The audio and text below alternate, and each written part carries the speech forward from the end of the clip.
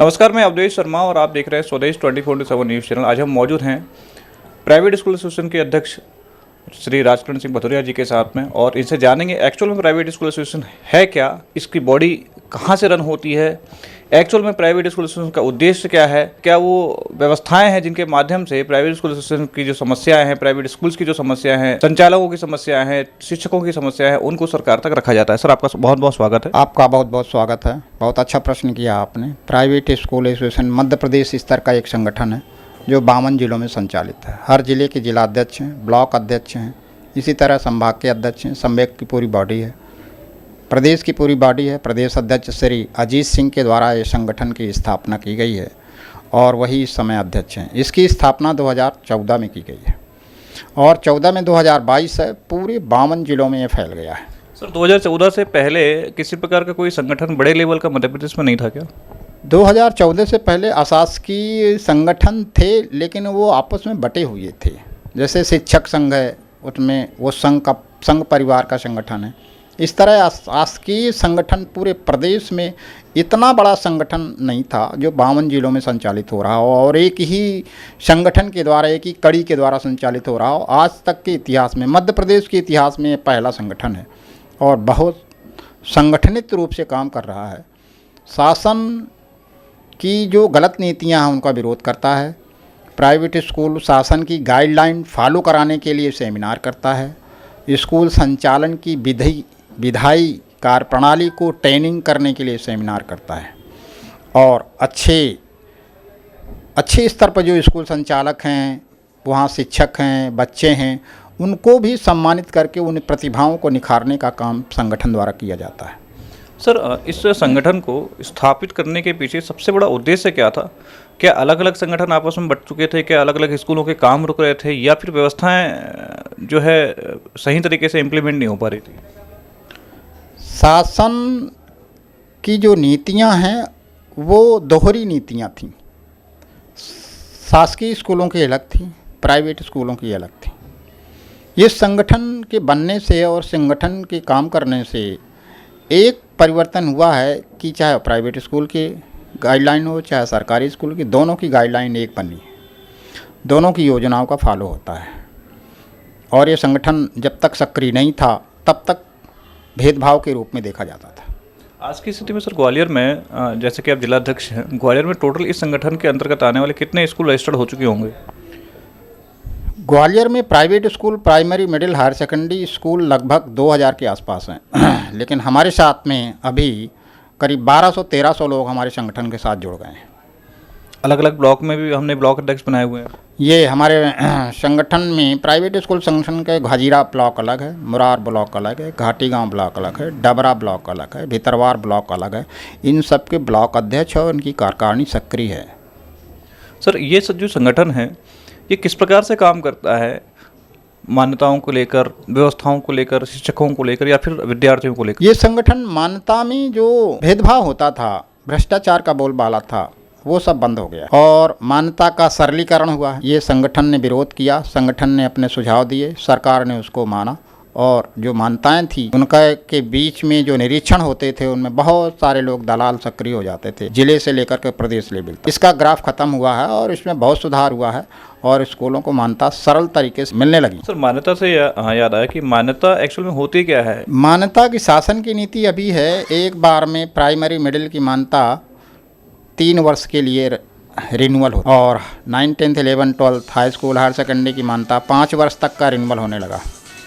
और मान्यता नवीनीकरण इसलिए करना, बहुत सारी संस्थाएं ठीक से चल पा रही हैं, वहाँ स्टाफ है, बच्चे हैं, गाइडलाइन फॉलो हो रहा है, नहीं हो रहा है, तो इस निरीक्षण से उनका परिवर्तन होता रहता है, सुधार होता रहता है। बच्चों की क्वालिटी में, शिक्षण व्यवस्था में परिवर्तन होता रहता है और शिक्षण व्यवस्था को इस बहुत उच्च स्तर तक बनाने के लिए शासन ये निरीक्षण करवाता रहता है। प्राइवेट स्कूल एसोसिएशन, जैसे कि आपने बताया कि मध्य प्रदेश 2014 में स्थापित किया गया, इसके अलावा राष्ट्रीय स्तर पर भी ऐसा कोई संगठन होगा?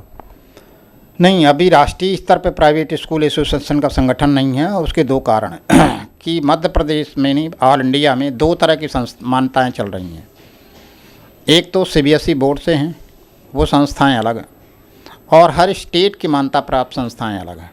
उन दोनों बोर्डों में अभी संगठनात्मक रूप से ऐसा कोई संगठन तैयार नहीं हो पाया है जो राष्ट्रीय स्तर पर इस पर काम कर पाए। हर स्टेट की अलग अलग व्यवस्थाएं हैं और स्टेट में भी 2 ग्रुप हैं, सीबीएसई से मान्यता प्राप्त अलग हैं और एमपी बोर्ड से मान्यता प्राप्त। हमने ग्वालियर में देखा है एक प्राइवेट स्कूल्स एसोसिएशन भी चलता है, इसके अलावा कुछ छोटे छोटे संगठन और भी जो है बन चुके हैं, उनके ऊपर क्या कहना चाहेंगे?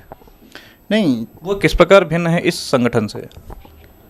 प्राइवेट स्कूल एसोसिएशन के अलावा जो लोग चला रहे हैं वो तो एक तरह से दलाली करते हैं, अधिकारियों से सेटिंग कर लेते हैं, 4-6 लोगों को लाभ ले लेते हैं और अपनी क्रियाओं को दबाने के लिए, उनके अपनी कमजोरियों को दबाने के लिए, प्रशासन पे या डीओ स्तर पर दबाव बनाने के लिए वो ऐसा कर रहे हैं। उनका संगठन काम नहीं कर रहा है और संगठित नहीं है, उनके पास कोई सदस्य नहीं है, उनके पास कोई नीति नहीं है, उनके पास कोई योजना नहीं है और उनके पास कोई व्यवस्था नहीं है।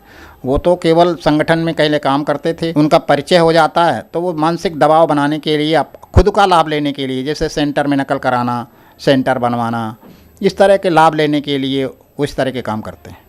सेंटर की बात करें तो सर एक मेरा बड़ा सवाल ये है कि ये जो संगठन है private school association Madhya Pradesh, इसमें क्या बीच बीच में इंस्पेक्शन की भी जो है भूमिका निभाई गई है? परीक्षा केंद्र के लिए कलेक्टर के द्वारा निरीक्षण रिपोर्ट चाहती हैं, एक एसडीएम के साथ और जिला शिक्षा अधिकारी की टीम के साथ निरीक्षण होता है।